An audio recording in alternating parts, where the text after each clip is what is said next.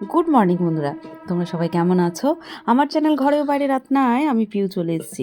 মায়ের কাছে আছি, এখনও বুঝতেই পারছো একটু বেলা হয়েছে। মায়ের কাছে আছি মানে কোনো তাড়া নেই, বেলা করে একটু ঘুম থেকে উঠেছি। আর আমি ব্রাশ করতে করতে আমাদের পুকুর ধারে চলে এসেছি। আর হাঁসগুলো দেখো, শীতের দিনে কিন্তু বেশ রোদ পোয়াচ্ছে, পুকুরে নামতে কিন্তু একদম চাইছে না। কিন্তু যাই হোক, আমি আজকে একটুখানি চেষ্টা করছি ওদেরকে জলে নামানোর। শীতকালে যে জলকে আমরা সবাই ভয় পাই, সেটা কিন্তু এই হাঁসগুলোকে দেখলেই বোঝা যাচ্ছে। যাই হোক, আমরাও নামি না। আর এই যে দিঘিটা এর আগেও তোমাদের সাথে শেয়ার করেছি, খুব ভালো লাগে। একটা সময় এপার ওপার করতাম, কখনো লম্বা কখনো আরে, মানে মানে কি বলবো, অন্যরকম মজা হতো একসাথে।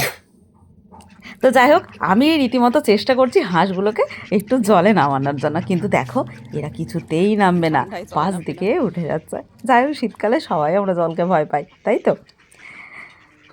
বেশ ভালো লাগছে, সকালবেলাটা দেখো হালকা রোদ উঠেছে, বেশ মিষ্টি লাগছে।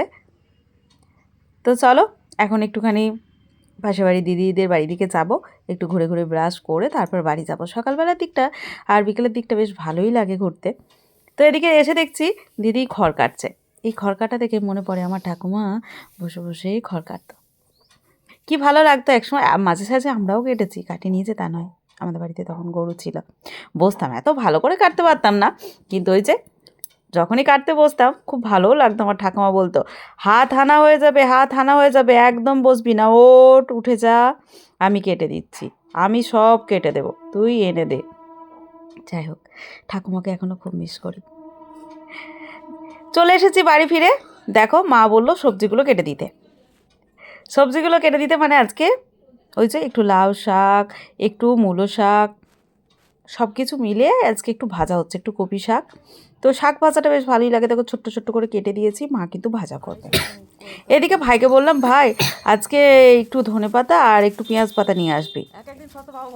ভাই দেখছে আসার সময় এনে দিয়েছে, যেহেতু পেঁয়াজ পাতাটা এই সময় খেতে আর বেশ নতুন সবজি তো বেশ ভালো লাগছে, একটু পোস্ত দিয়ে করলে, মাছ দিয়ে করলে ভালো লাগছে। তো আজকে একটুখানি পোস্ত দিয়ে বানানো হবে, আর আমার বেটুরামও খুব পছন্দ। তো এদিকে ফুলকপি কেটে দিয়েছি, দেখো পেঁয়াজ পাতা পেঁয়াজ গাছ সব কাটা হয়ে গেছে। আস্তে আস্তে আমি কিন্তু মাকে সব কেটে দিচ্ছি, আর আমার ভেটুরাম কিন্তু আমাকে একটুখানি ভিডিও করে দিল। তো মাকে বললাম, তো একটু পেঁয়াজ পাতা করে পাতা দিয়ে ভালো করে পোস্ত বানাও, তোমাদের নাতি খেতে খুব ভালোবাসে, তার সাথে আমরা তো সবাই খাবো। আর মাকে বললাম যে অনেক দিন তুমি কিন্তু ফুলকপি দিয়ে চিকেনের ঝোল বানাওনি। মা কিন্তু ফুলকপি দিয়ে মানে খুব বেশি চিকেন না, অল্প চিকেন আর ফুলকপি দিয়ে মা বেশ ধনেপাতা দিয়ে হালকা চিকেনের ঝোল বানায়, খেতে কিন্তু একদম অন্যরকম স্বাদ লাগে।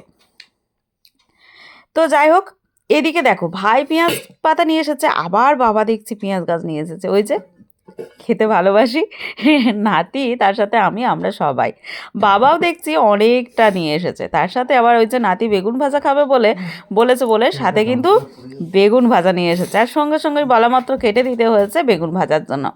আর এদিকে দেখো মা কিন্তু ওই যে বললাম চিকেনের লেগ পিস আর চিকেন, অল্প অল্প চিকেন নিয়ে এসেছে, সবার জন্য 1-2 পিস হবে এরকম ফুলকপি দিয়ে চিকেনের ঝোল।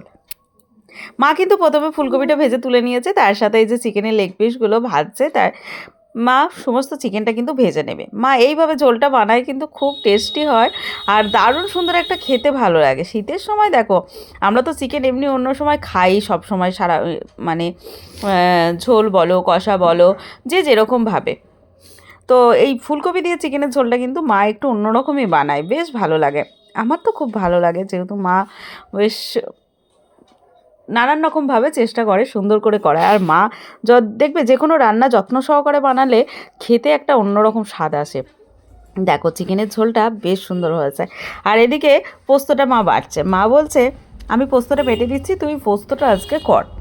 তো যাই হোক, মা চিকেনের ঝোল রান্না হয়ে গেছে, আমি বললাম ঠিক আছে তুমি আমায় পোস্তটা বেটে দিচ্ছ তো আমি করে দেবো, কোনো অসুবিধা নেই। ওদিকে বেটুরামকে ঠান্ডা করিয়ে নিই, তারপরে এসে পোস্তটা আমি কিন্তু তোমার করে দেবো, তুমি বেটে রাখো, বেশিক্ষণ তো যাবে না, তো আমি করবো। এদিকে দেখো চিকেনের ঝোলটা, ফুলকপি দিয়ে চিকেনের ঝোলটা হয়ে গেছে, আমি এদিকে চলে এসেছি পোস্তটা চাপাতে। তো মা বললো সবার আগে বেগুনটা ভেজে নিয়ে তুই চাপাবি পোস্তটা। তো আমি পোস্তটা চাপাবো, প্রথমে দেখো অনেকটাই তেল দিয়েছি, বেগুনটা কিন্তু ভেজে নিচ্ছি।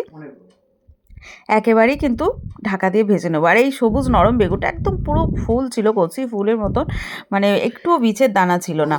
তো একবার ঢাকা দিয়ে ভাজলেই হয়ে যাবে। ওদিকে ঝোলটা দেখো হয়ে গেছে, বেগুন ভাজাটাও আমার কিন্তু কমপ্লিট হয়ে গেছে। এই গরম শীতের দিনে বেগুন ভাজা, বেগুন পোড়া, বেগুন ভর্তা, যাই হোক যেরকম বেগুন দিয়ে মাছ অন্যরকম একটা খেতে ভালো লাগে, তাই না? আর ওইদিকে ডিমটা ভেজে তুলে নিলাম, যেহেতু মার নাতি সাহেবের জন্য আলাদা করে ফুলকপি ডিমের ঝোল করেছে। ও তো চিকেন খায় না, চিকেন মটন কোনো কিছু, তোমরা তো ভালো করেই জানো। তো দেখো পোস্তটা আমি চাপাচ্ছি ভালো করে, যে শুরু আলু ভাজার মতন কেটে নিয়েছি। আর এদিকে পেঁয়াজ পাতাগুলো বেশ ভালো করে আমি পেঁয়াজ গাছ, পেঁয়াজ পাতা সব কেটে নিয়েছি। আলুটা ভালো করে ভেজে নিচ্ছি, ভালো করে ভেজে নিতে হবে আলুটা। একটু ভালো করে নুন দিয়ে লাল লাল করে ভেজে নিয়ে তারপর পেঁয়াজ পাতাগুলো দিয়ে দিতে হবে। দেখো লাল করে ভাজা হয়ে গেছে আলুটা, এরপর আমি পেঁয়াজ পাতা দিয়ে দিচ্ছি। যেহেতু পেঁয়াজ পাতা দিয়ে দেওয়ার পর পেঁয়াজ গাছে, এই যে পেঁয়াজ গাছ থেকে একদম পুরো জল বেরিয়ে যায়, তাহলে সেক্ষেত্রে যেই জলটা বেরোবে তার সাথে কিন্তু আলুটাও সেদ্ধ হয়ে যাবে আর পেঁয়াজ পাতাগুলো কিন্তু একদম কমে যাবে। শীতের দিনে আমরা পেঁয়াজ পাতা সবাই কম বেশি সবাই খেতে কিন্তু ভালোবাসি, নানান রকম সবার সাথেই কিন্তু বেশ ভালো লাগে যদি একটু মজাদার করে রান্না করা যায়, তাই না? রান্না হচ্ছে একটা আর্ট, যদি তুমি ভালোবেসে যে কোনো খাবার সুন্দর করে যদি বানাতে পারো, তার থেকে ভালো আর কিছু হয় না। তো আমি চেষ্টা করি, তো আমি আমার মায়ের কাছ থেকেই সমস্ত রান্না শিখেছি, চেষ্টা করি যদি ভালো করে। তো আমি অনেক কিছু মানে দেখে দেখে মায়ের কাছে আমি যেটুকু করতাম একটা সময় করেওছি, মা অনেকটা হাতে ধরে শিখিয়েওছে। তো আমি অনেকটা চেষ্টা করি। তো আমার বেটুরা মামাই বলে যে মা খুব সুন্দর হয়েছে, খুব ভালো হয়েছে। তো যাই হোক, আমি আমার বেটুরামের কাছ থেকে যখন ভালো পাই তাহলে আমার আর কিসের চিন্তা ভাবনা, তাই না? আমি তো এটাই চাই, আমার বেটুরামের ভালো রাখবে, ব্যাস আর কি চাই বলো। তো যাই হোক, পোস্তটা বানানো হয়ে গেছে। মা বললো তুই পোস্তটা বানা, আমি রুটিটা তোর পাপার জন্য করে নিই। তো আমার বাবা তো রুটি খায় রাতে দিনে। মা রুটিটা বানাচ্ছে, ওয়েদারটা দেখো একটু রোদটা বেশ ভালো আছে আজকে, হাওয়া দেয়নি গো। মা রুটিটা বানাচ্ছে, পোস্তটা আমি কিন্তু ঢাকা দিয়ে দিয়ে বানাচ্ছি। দেখো বেশ সুন্দর সেদ্ধ হয়ে এসেছে, পাতাটাও কিন্তু কমে গেছে, অতটা পেঁয়াজ পাতা দিয়েছি, পেঁয়াজ গাছ দেখো কমে গেছে। পোস্ত কিন্তু আমার কমপ্লিট, নাড়াচাড়া করে নামিয়ে নিয়েছি। গরম গরম পেঁয়াজ পাতা আলু পোস্ত করেছি। এইটা এত সুন্দর গরম ভাতের সাথে খেতে লাগে কি বলবো, সাথে যদি পাতলা মুসুরির ডাল থাকে আর কোনো কথা হবে না, একদমই অসাধারণ খেতে। আর এই পেঁয়াজ পাতা আলু দিয়ে যে পোস্তটা, দুধ দিয়েও কিন্তু খুব ভালো লাগে খেতে, দুধ ভাতের সাথে আলু পোস্ত। আবার যদি এই পাতা পোস্তটা হয় না, একদমই অন্যরকম খেতে লাগে। মানে আমি খেয়ে দেখেছি, যেটা ভালো লাগে যেটা, সেটা তোমাদের সাথে শেয়ার করলাম। তো চলো এখন এবার গরম ভাতের সাথে খাওয়া যাক। তো আমি প্রত্যেক দিনই মেনুটা সাজাই, তো তোমরা আজকে দেখে নাও আমি কি মানে আমি কিছুটা রান্না করেছি, মা তো বাকিটা করেছে সবই। তো চলো কি রান্না হয়েছে দেখে নাও। পেঁয়াজ লঙ্কা লবণ সাজিয়ে নিয়েছি, ভাত সাজিয়ে নিয়েছি, আর মা নাতি সাহেবের জন্য কাঁসের থালা বার করে দিয়েছে। বেগুন ভাজা, শাক ভাজা, পোস্ত, পেঁয়াজ পাতা আলু দিয়ে পোস্ত, আর সাথে হয়েছে কি বলো তো, এই যে চিকেন দিয়ে ফুলকপির ঝোল, একদম মজাদার পাতলা করে বেশ সুন্দর ঝোল। গরম গরম ভাতের সাথে চিকেনের এই ফুলকপি দিয়ে ঝোল, আর সাথে যদি পোস্ত থাকে বেগুন ভাজা, একদমই জমে ক্ষীর হয়ে যায়।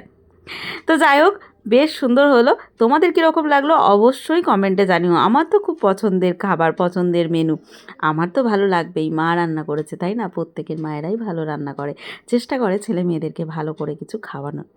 তো যাই হোক, আমি আমার বেটুরামকে খাওয়াচ্ছি, দেখো খেতে খেতে বদমাইশিগিরি করছে, শেষের দিকে আর খেতে চাইছে না। তো ওকে আগে খাইয়ে দিলাম, যেহেতু ও মাংস একদমই খেতে চায় না। তারপর আমি ওকে খাইয়ে তারপর আমরা খেতে বসেছি। প্রথমে এই পোস্তটা মাখিয়ে ভাতটা খেতে একদমই অসাধারণ লাগছে, তো এটা তো আমি একদমই মিস করব না। এই প্রথমেই কিন্তু আমি পোস্তটা দিয়ে ভাত মাখিয়ে খাবো, তারপর নাই চিকেনের পাতলা ঝোল দিয়ে ভাত খাওয়া যাবে। গরম গরম শীতের সময় এই পাতলা চিকেনের ঝোল ফুলকপি দিয়ে একদমই অসাধারণ লাগে। তো চলো খাওয়া দাওয়া করে এবার একটুখানি রেস্ট নিতে হবে, তারপর বাকি কাজ। এখন গরম গরম ঝোল দিয়ে ভাতটা খেতে একদমই অসাধারণ লাগছে, খুব সুন্দর লাগছে। মায়ের হাতে রান্না যেভাবেই করে দিই একদমই অন্যরকম লাগে। আমি তো সত্যি বিশ্বাস করো, আমি যখনই যাই মা করতে বলে একটা দুটো রান্না করি, কিন্তু বাকিটা মাকে বলি মা তুমি করো, আমি জোগাড় করে দিচ্ছি। একটু রেস্ট নিয়ে বিকেলবেলায় আবার চলে এসেছি দিদিদের বাড়িতে। তো দেখো দিদি কী সুন্দর শাক বুনেছে। তো ওদিকে মূলো শাক, পুনকো শাক আর পালং শাক সব কিছু দিয়েছে, বেগুন গাছ। তো মাঝে মাঝে আমি যখন থাকি দিদির বাড়ি থেকে আমি তুলে নিয়ে যেয়ে খাই। এখন ছোট্ট ছোট্ট আছে। দেখো কি সুন্দর লাগছে শাক বাড়িটা। একটা সময় আমার ঠাকুমাও সার করে অনেক শাক দিত, তখন আমাদের গরু থাকতো। তো সারকুর বাড়ি বেশ চারিয়ে শাক দিত, সেই শাক তুলে তুলে নিয়ে এসে খাওয়া হতো। আমার বাবাও যখন বেশ অনেকটা সুস্থ ছিল, তখন আমার বাবাও কিন্তু অনেক শাক বাড়ি করতো, গাছ লাগাতো। আসলে বাবা তো হার্টের পেশেন্ট, আর পারে না বাবা। এদিকে দেখো নাতির জন্য ম্যাগি করেছে দিদুন, খেতে দিয়েছে। তো সকাল থেকে যা কিছু হলো সব কিছু শেয়ার করলাম। কীরকম লাগলো অবশ্যই কমেন্টে জানিও, ভালো লাগলে লাইক কমেন্ট শেয়ার করো। তো আজকের জন্য এখানেই টাটা, গুড নাইট। তোমরা সবাই ভালো থেকো, সুস্থ থেকো।